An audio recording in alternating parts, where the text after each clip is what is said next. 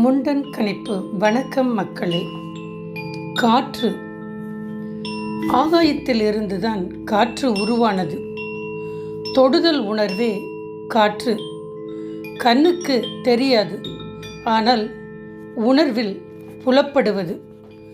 காற்றின் தரம் ஏர் quality index மூலம் அளவிடப்படுகிறது.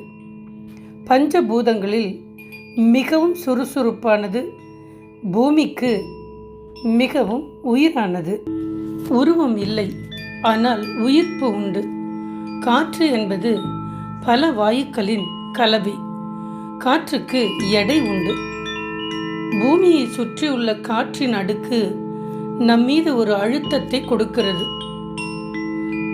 அது ஒரு தொடு உணர்வு என்று சொல்லலாம். ஒரு காலி பலூனை விட காற்றால் நிரப்பப்பட்ட பலூன் அதிக எடை கொண்டதாக இருக்கும். காற்று ஓரிடத்தில் நிலையாக இருப்பது இல்லை. காற்று இல்லை என்றால் நம்மால் எதையும் கேட்க முடியாது. நாம் பேசும்போது வரும் சத்த அலைகளாக பயணிப்பதற்கு காற்று ஒரு ஊடகமாக செயல்படுகிறது. விண்வெளியில் காற்று இல்லாததால் அங்கே சத்தம் கேட்காது. சூரியனின் வெப்ப கதிர்கள் மற்றும் இரவில் அதிக குளிர்ச்சியையும் தடுத்து நிறுத்தி பூமியில் வாழும் அனைத்து உயிரினங்களையும் பாதுகாத்து ஒரு அரணாக இருப்பது இந்த காற்று. இந்த காற்று தான் தாவரங்கள் கார்பன் டை ஆக்சைடை இந்த காற்றின் மூலம் எடுத்துக்கொண்டு மனிதர்களுக்கு ஆக்சிஜனை வழங்குகிறது. மனிதர்கள், விலங்குகள் சுவாசிக்க தேவையான ஆக்சிஜன் காற்றில் தான் உள்ளது. அதே போல தாவரங்கள் உணவு தயாரிக்க தேவையான கார்பன் டை ஆக்சைடும் இந்த காற்றிலிருந்து தான் கிடைக்கிறது. காற்றின் வளிமண்டலம் பகலில் சூரியனிலிருந்து வரும் வெப்பத்தை தடுத்து நிறுத்தியும் இரவில் பூமி உறைந்து போகாமல் இருக்கவும் உதவுகிறது. காற்றின் நகர்வே மேகங்களை ஓரிடத்திலிருந்து மற்றொரு இடத்திற்கு நகர்த்தி மழையை கொண்டு வருகிறது. அண்டத்தில் நட்சத்திரங்கள் உருவாகுவதற்கு இந்த காற்று தான் காரணமாக அமைகிறது. அது மட்டுமல்லாமல் பல செடி கொடிகளின் விதைகள் காற்றின் மூலம் பரவி காடுகள் உருவாக காரணமாகிறது. காற்று இல்லை என்றால் சூரியனின் புற ஊதா கதிர்கள் நேரடியாக மனிதர்களை தாக்கி தோல் நோய்கள் ஏற்படுத்தக்கூடிய வாய்ப்பையும் அதிகமாக தரும். காற்று என்பது வெறும் வாயு அல்ல, அது பூமியின் உயிர் மூச்சு. விண்வெளியிலிருந்து அதிவேகமாக வரும் பெரிய சிறிய விண்கற்கள் பூமியை தாக்காமல் காற்று பாதுகாக்கிறது.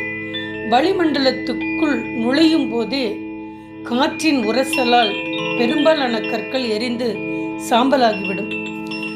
கடல் நீர் ஆவியாகி மேலே சென்று மேகங்களாக மாறி மீண்டும் மழையாக பொழிவதற்கு காற்று ஒரு வாகனமாக செயல்படுகிறது.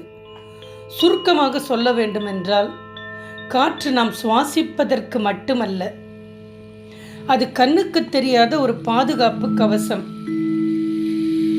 ஆகாயம் காற்றை தாங்குகிறது. நெருப்பு காற்றால் வளர்கிறது. நீர் காற்றால் அசைக்கப்படுகிறது. நிலம் காற்றால் சுவாசிக்கிறது.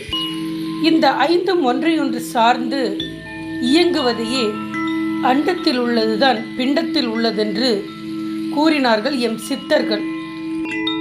உடலில் மூச்சு காற்று சரியாக இருந்தால் மட்டுமே உடலின் செயற்பாடுகள் எல்லாம் நன்றாக இருக்கும். ஏற்றி இறக்கி இருக்காலும் பூரிக்கும் காற்றை பிடிக்கும் கணக்கறிவார் இல்லை. காற்றை பிடிக்கும் கணக்கறிவாளருக்கு கூற்றை உதைக்கும் குறி அதுவாமே. நாம் தினமும் சுவாசிக்கும் காற்றை வீணாக்காமல் இடகளை மற்றும் பிங்களை நாடிகள் வழியாக முறையாக ஏற்றி இறக்கி கும்பத்தில் நிலைநிறுத்த பழகிக்கொண்டால் முதுமையும் மரணமும் நம்மை நெருங்காது. மூச்சை ஆழத் தெரிந்தவனுக்கு மரணமில்லையாம் என்ற சித்தர்களின் அனுபவ வாழ்க்கைக்கு அமைய வாதம் இல்லையில் உடல் அசையாது. அதாவது காற்று இல்லை என்றால் இயக்கம் இல்லை அல்லது சீராக உடல் இயங்காது. அண்டத்தின் வரிசையில் காற்று சலனம் அல்லது அசைவு என்ற குணத்தை கொண்டது. இந்த காற்றினால் பாதிக்கப்படும் நாடுகளாக Philippines, Japan, America, India, Bangladesh, United Arabic kingdom, Indonesia இந்த நாடுகள். காற்றினால் ஏற்படும் அனர்த்தங்கள், புயல்கள் மற்றும் சூறாவளிகள். காற்றின் திசை மாற்றம் என்பது பருவக்காற்று திசை மாறும்போது வறட்சி அல்லது பெரு வெள்ளம் ஏற்படுதல், காற்று மாசுபடுதல், காட்டுத்தீ போன்ற பெரிய அனர்த்தங்கள் பூமியில் காற்றினால் அவ்வப்போது ஏற்படத்தான் செய்கிறது. வியாழன் என்கிற கிரகம் காற்றை பெரும் அளவில் கையாளுகிறது என்றால் நம்பித்தான் ஆக வேண்டும். அதே நேரம் இந்திய ஜோதிடத்தின்படி வியாழன் மற்றும் சனி பகவான் இரண்டையும் குறிப்பிடலாம். காற்று உள்ளவரை வாழ்க்கை உண்டு, காற்று சீராய் வீசும் வரை அமைதி உண்டு என்று கூறிக்கொண்டு அடுத்த பகுதியில் சந்திக்கும் வரை நன்றி கூறி நான் உங்கள் அம்மாஜி, டொரண்டோ, கனடாவிலிருந்து வணக்கம்.